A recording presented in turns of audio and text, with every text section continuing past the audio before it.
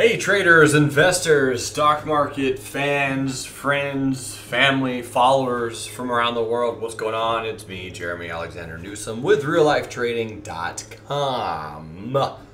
Trust you're doing serendipitously, sensationally, ostentatiously splendid. We have ourselves SPY on the board and did exit some weekly option calls yesterday when we were making that new all-time high.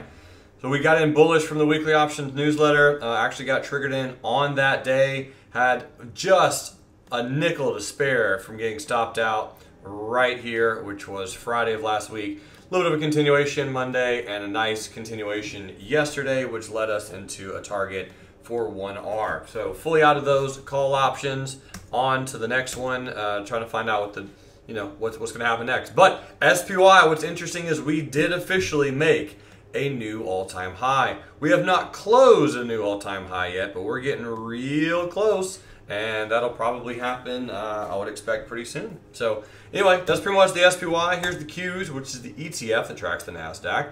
And that one had a really good gap yesterday. Some good follow through today. Trend still looks good to me, so all things end well over there. And then here's the Dow Jones, ticker symbol DIA. The Dow giving a little bit of a retest, right? Had a nice breakout, made a new high relative to this pivot, this resistance back here from the 27th of February. So we made a new high on that. And again, I think it's just a good dip buying opportunity. Didn't receive tons of requests for today, so I'll look at the stocks that you all did request. Here's ticker symbol JD.com. Hi. My name's JD with JD.com. Watching this one closely to find out and determine if BABA will help this one move at all. Really watching this because I think the JD is pretty undervalued as far as the stock is concerned. Now, I can see a possible and relatively played out head and shoulders pattern right here. So, it's closed and below the neckline. I get it. This is a potential retest. I get it. So yeah, if we continue lower, I mean, that's what puts are going to be for. Make sure you protect yourself to some degree. But at this level, what's really interesting is here on JD, I wanted to close on JD.com above 33.29. We did not get that. What day was that? That was on the 20th of August. So what we're doing right now is we're kind of retesting, right? White candle, gapping up, so that's a retest gap, and we're going to pull into here and try this bounce one more time on JD. So for those of you who are looking at playing JD bullish, I mean, I was looking at the other day, I think this is the trade that we'll probably end up making official and just kind of figure out exactly how long term we play it. But something like this, where you have you have an entry to buy the dip, and you have some protective puts that trigger you in. Rather than a stop, probably use protective puts down here because this is an accumulation phase. And of course, it could break and you could lose small, but it's probably better to just avoid any kind of whipsaws with protective puts on JD because this is a really interesting place for it to bounce. And of course, BABA, BABA, its earnings just moments away. And a lot of people are going to be looking and keeping a close eye on BABA. So I think BABA's going to fade the gap depending on where it gaps. So what I mean by fade the gap is if it gaps down, specifically opens around the 164 area, probably throws a little bit of a wick, and then just something like that. We'll see how big the candle's going to be, but I think it would be great for a gap down. There's going to be tons of stops just sitting right around that 163 area. So if those kind of get flashed in and stop people out and get people annoyed just enough for this thing to bounce, I think that would make tons of sense. Otherwise, though, on BABA, I mean, I really do like today's candle. The highs of these two candles are almost identical if I move this guy out the way. High of this candle, 176.97, 175.50. So, relatively close. Not a tweezer top, but close enough. So if it does gap up at 181.23, that would be a really nice bullish gap right above these pivots. That would be, I think, a really strong move. But if it gaps any higher than that on earnings, really anywhere in this red zone over here, 200 to like 185, I think it probably fades a little bit and just eventually gets pressed higher. I mean, again, BABA, it is in a distribution phase. It is a matter of time, in my opinion, before it goes higher. but it's just going to take a little bit longer to really just chop around. Because remember, if you zoom out to a weekly, this has been and was just an absolutely ballistically bananas bullish trend. And you got your 1, 2, 3, and this is some kind of 4.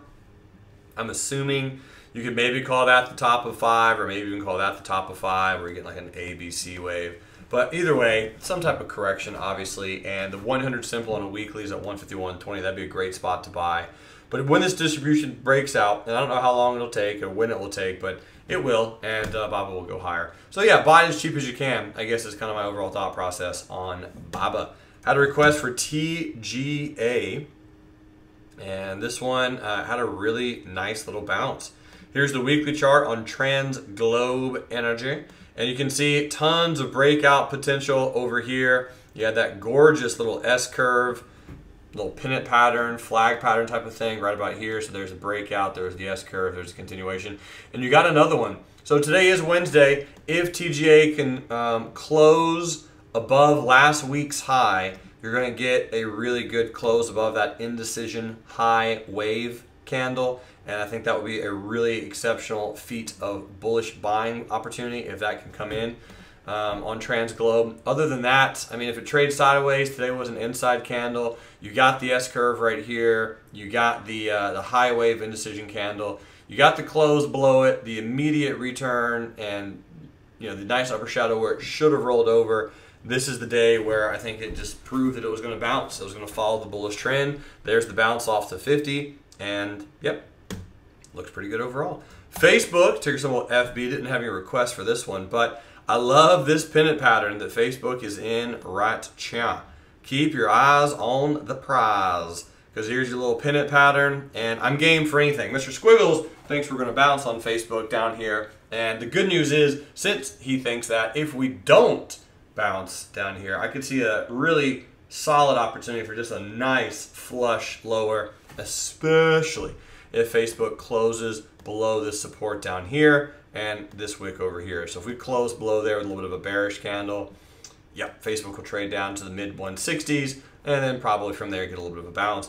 And that's where I'll be watching it pretty closely. There's a little bit of a warning zone, but we'll see. Time will tell. Apple doing what Apple does. Nothing really exciting to see here on Apple.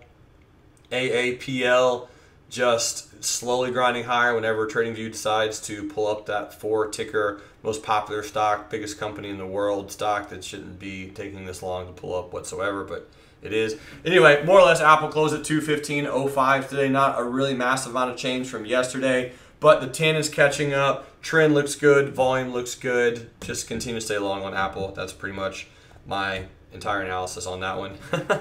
And last but not least, I'll look at AMD. And a lot of traders asking about AMD. This is one that looks really toasty. I love the trade. I love the gap. It looks bullish to me, right? So there's the bullish gap and go. And you got to remember, it all started from the bottom. Now we're here with that bullish gap and go. Nice trend, nice retest, a little bit of a distribution phase right there. If you go to a weekly chart, you have to remember that it did already rest pretty significantly with this little retest right here. And if you go to a monthly chart, here's a monthly on AMD.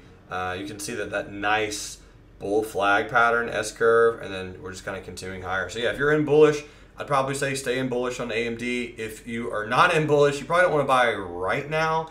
You're a little late on that boat. In fact, like you've fallen off into the ocean and you're like swimming behind it and people are throwing their pina colada cups at you. Like you've missed it. Should have been in a long time ago.